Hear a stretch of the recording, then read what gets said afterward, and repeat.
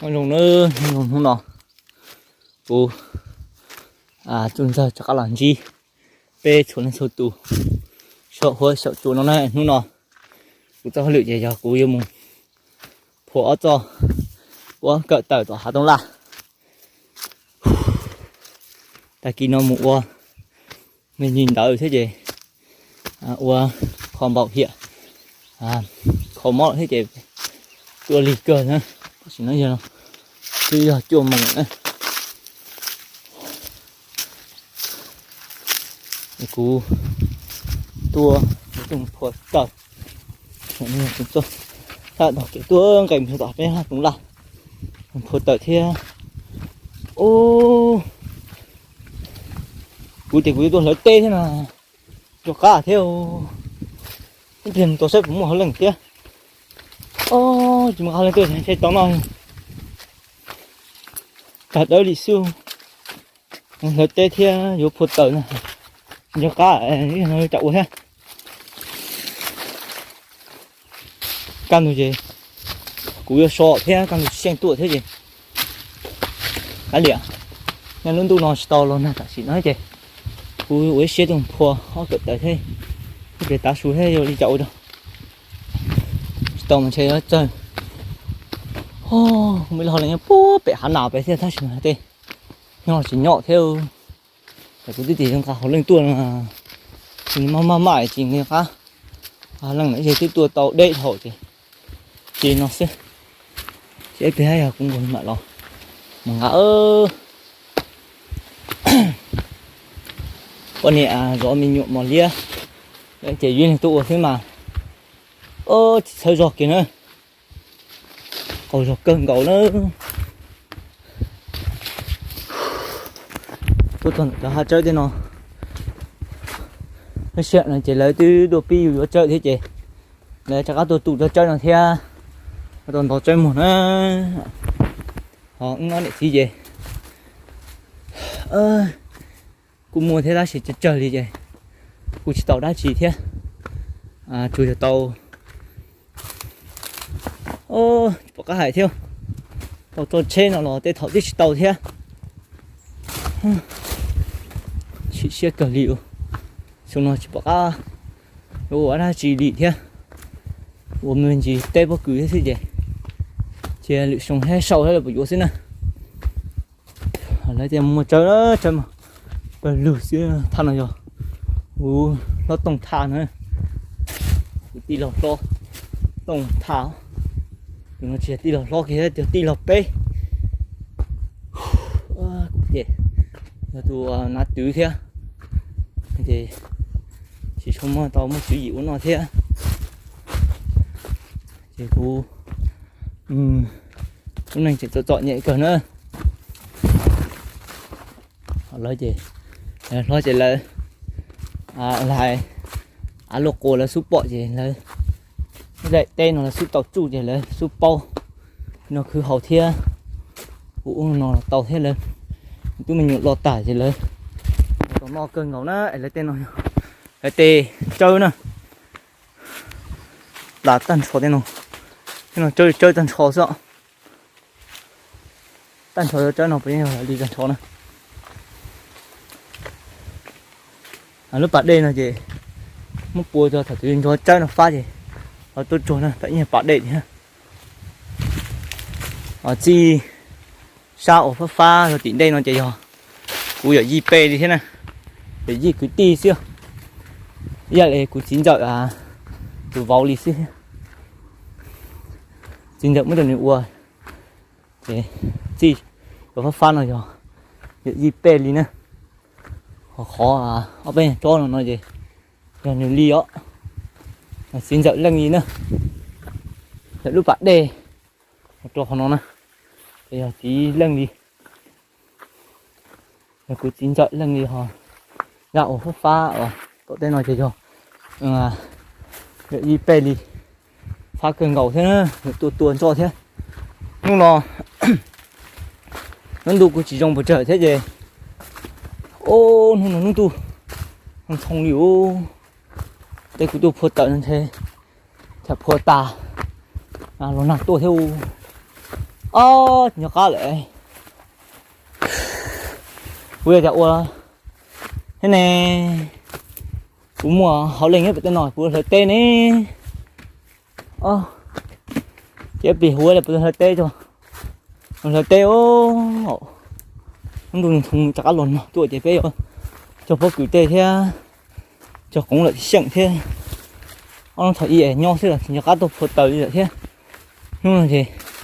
phải sợ cái tôi thì không tu tôi họ đi trồng theo đi trồng cái gì vậy họ xíu luôn hết luôn của tê thì cũng thở nữa tôi cho là cụ cho tàu nữa nó là cụ cho tàu nữa của tê vậy nó vậy là cá chuột nó chứ dùng lợ hỏi ra chân là gì chân nó cũng dùng hết cho như cho pha của nhồi nó thế như cho nó đặt tàn nó thế bỏ tê tao nó theo bây chơi cả con tê cậu tê một bên nó dễ cũng phủi nó tở nó nè cuối lần thứ chèn thế để hai cũng thay đổi với tàu xe sang thành để thó sơ đời đó chị nữa sang thành này thì cũng mà đi mua chùa cho bé tàu xe ok nè cuối lần thứ chị cũng mua chọn nó nói cũng mua to tở đi tàu chùa nữa trời cần chỉ tàu chùa tàu không được thì không loại tôi sợ cây tôi cuốn nó không có hết tên tôi cuốn nó cậu lọc thêm cậu trước không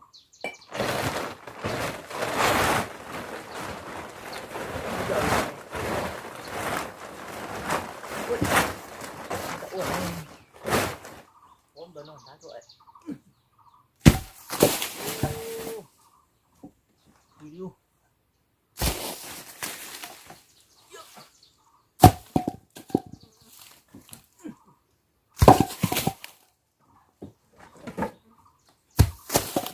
nó phù rồi nó lọt ui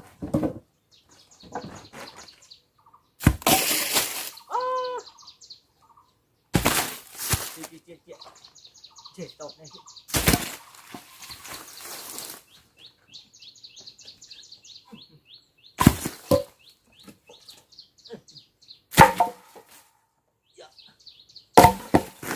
tao đổ rồi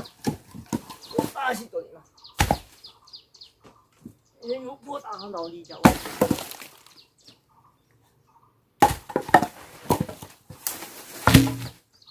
lên cột thế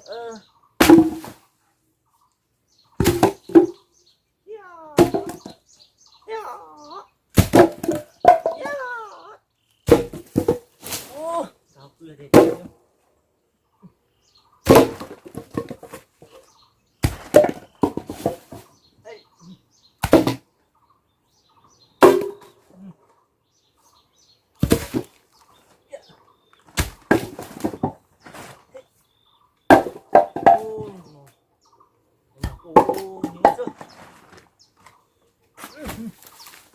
cô ta cho mày đó không đi đi ra vùng nó đi ra nó tìm hộ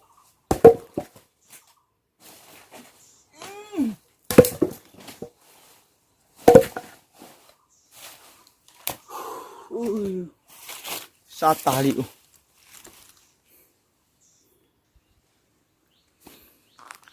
mình phải đi cột tàu nữa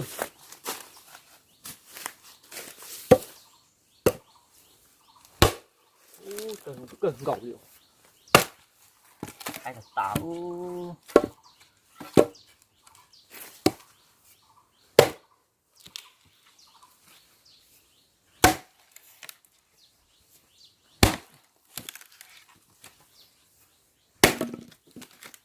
đó nha chỉ lộ mềm hơn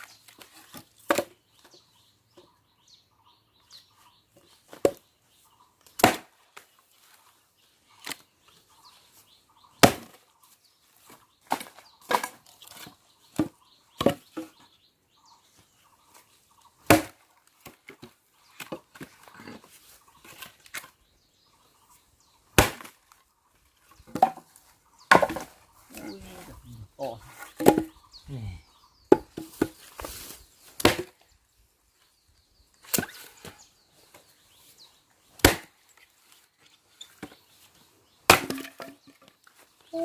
Phạt hàng.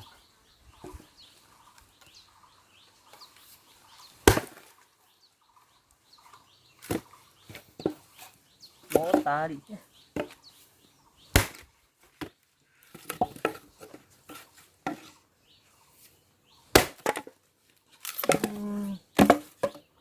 Cái này đẩy xuống cầu thế này.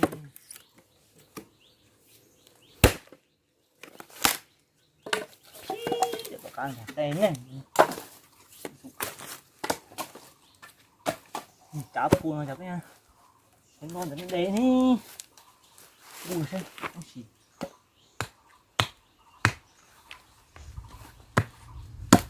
Ô. Nhá.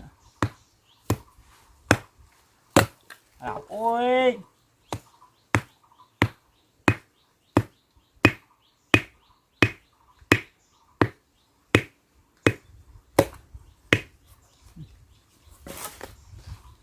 Ui, sao thật tỉ.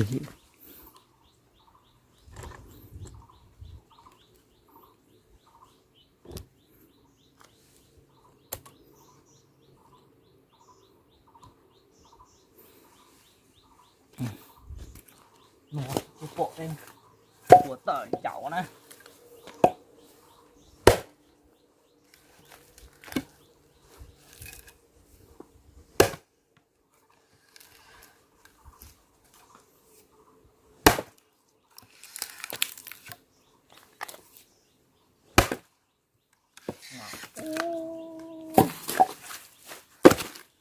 Ủa đây này. Đây nó đứng đây nè.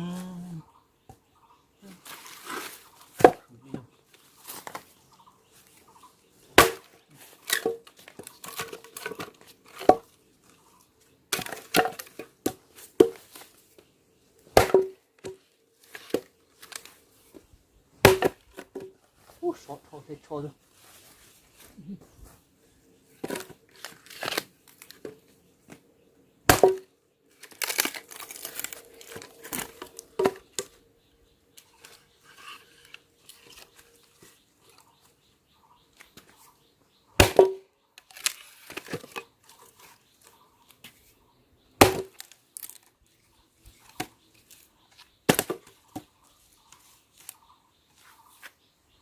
Thôi đó.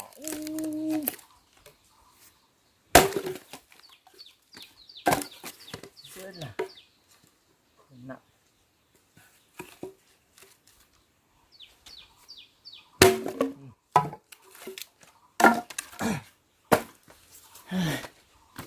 Sát hậu. Ơi, phụ ta sù thì nó sù nữa. Mà sù kìa. Ơi.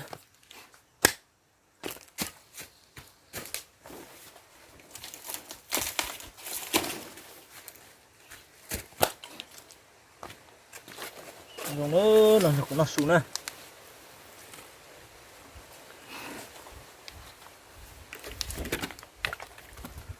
Ôi chặt là tải ạ.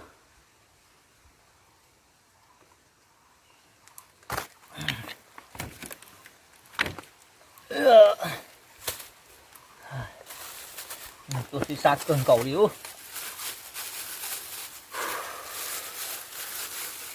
Mà chỉ nó lên nó thì để khó lắm thôi. Nó thì để khó lắm thôi. Wow. Lên một đây cho này. Ta thôi thấy nó tàn cho. Tộp lạ à. Cái này. Tộp lạ hết stop. Nó cũng nó mò cái nữa. Nó chỉ nó thế. Mà mình tay mình tọt tận sang tay mặt trên tay mua đó thùng chè khổ cho chiên nó xí. Thế là mè cho này, thế là bạn. Chỉ xem cho mình sẽ làm này.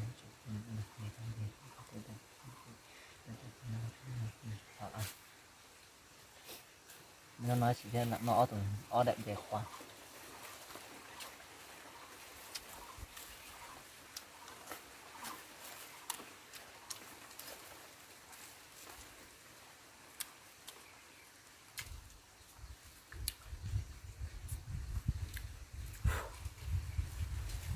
sao tật tạo không có nhiều thêm ta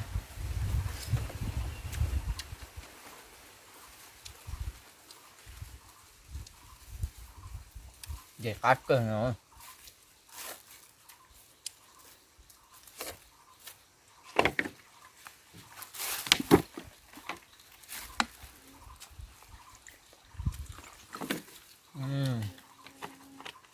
để cùng ăn đầu rồi ha nha coi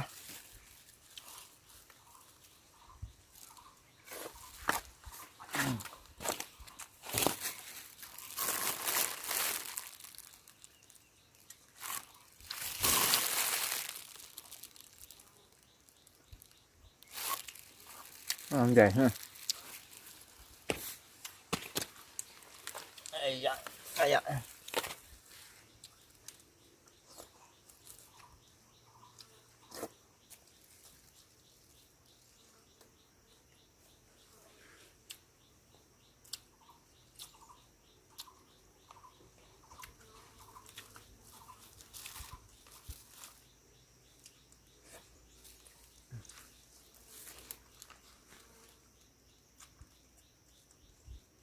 ơi mà gần đến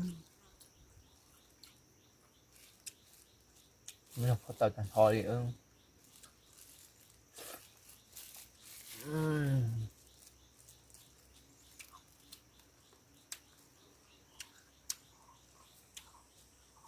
chơi nói với cả tôi chỉ nhớ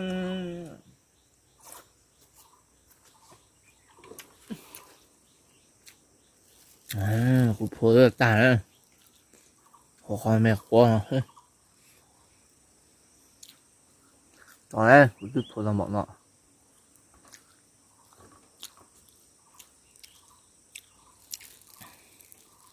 để nhau mót ra thì đã phun đi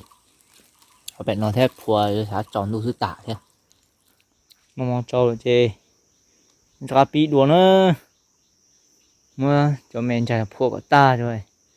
cho nó lo như vậy nó sẽ tìm của phùa ra cho nó chê chắc áp phùa luôn nó sẽ nó trâu rồi nó rọc phùa này chắc áp phùa gì này nó phùa thì cuối lần thứ thay to nó chỉ cuối ông trò ít đi cũng vậy chắc là thay tàu bê tàu xe ok nè đây cũng một cái khó tàu cho khó thế đến chạy tới cho nó thế bây giờ chắc là một phun này phun nó xa cần cầu đi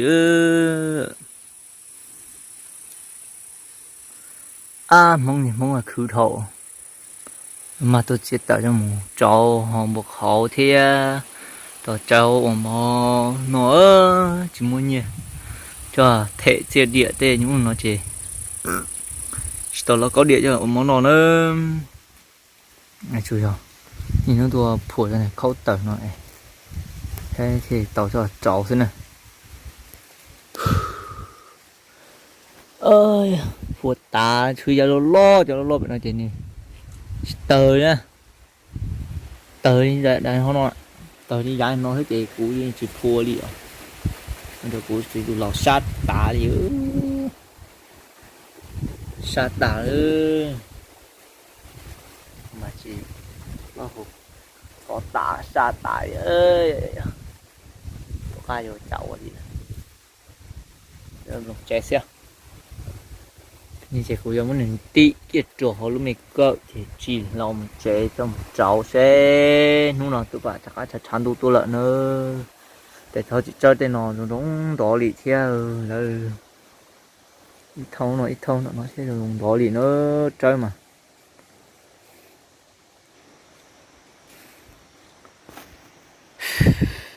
sọ đây rồi chị gần tí tàu thế nó chơi thế nào phổ tàu in tàu không nó thế bữa thổi xong nó trên cái tua chế thì ta nó lúc nó mấy tua phùa này tàu dùng kia tàu kia ta chỉ mà ló thế tàu nó chỉ dùng góc kia đi là cháu thế này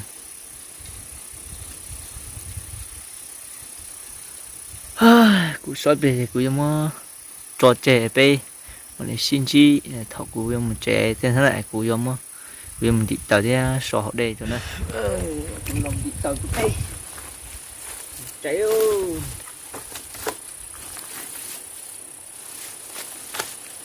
Tàu trời nó cháy ơi.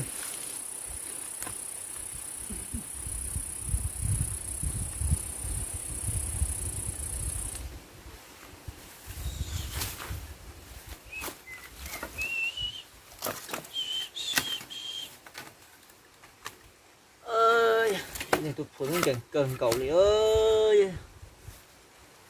Sát ta đi nữa. Đua mót ta đi. Này tôi thấy thái đuôi thế mà cô chìm cô đi. Đua lên, đua cờ cầu.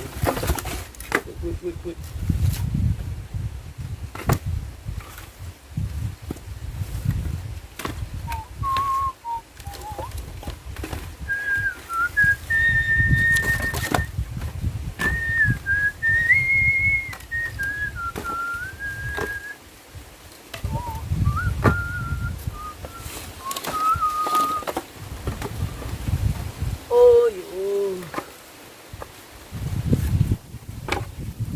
Có đua ta đi ơi, này mơ lòng ta tuổi lâu thế này, qua cậu nó xong thế này, cái gì mơ lòng ta nó chứ, mất đua tiền thì mất tiền, nó sụp cái cần cậu nữa,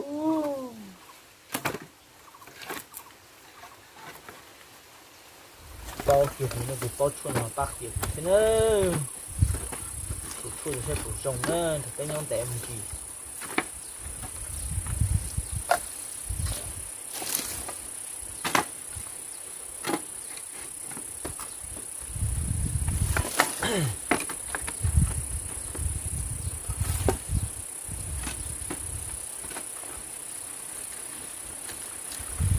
ôi tự nghe ô tại cảnh xong rồi hiu đi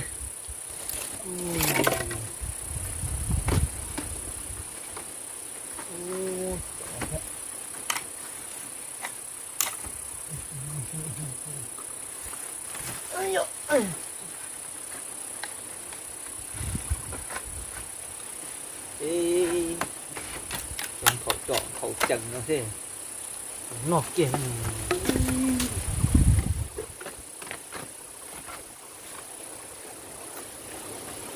tụi lạc chuyện thiệt chứ ô lột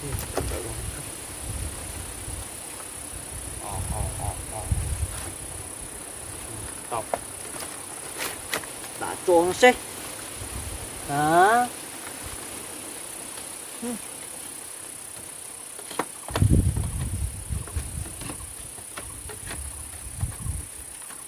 cái gì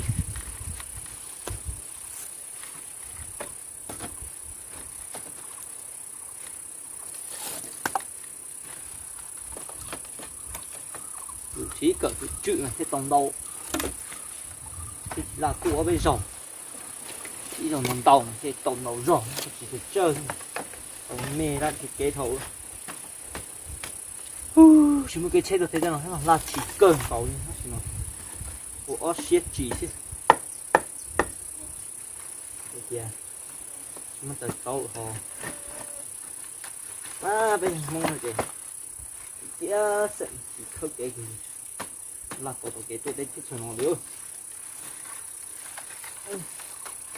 tàu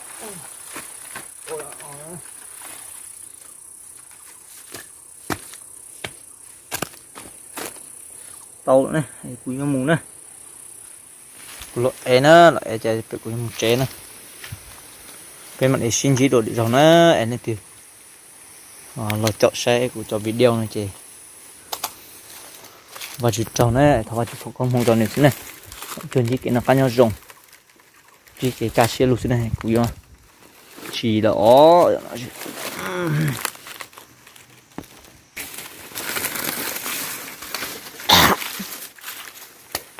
cho kéo của lồng chế nó phát nhỏ nó chi kia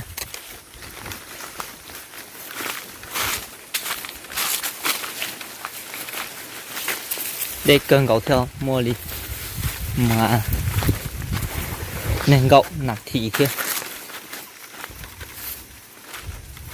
nên gậu phân siêu cậu phân nào cậu chỉ phân tệ xí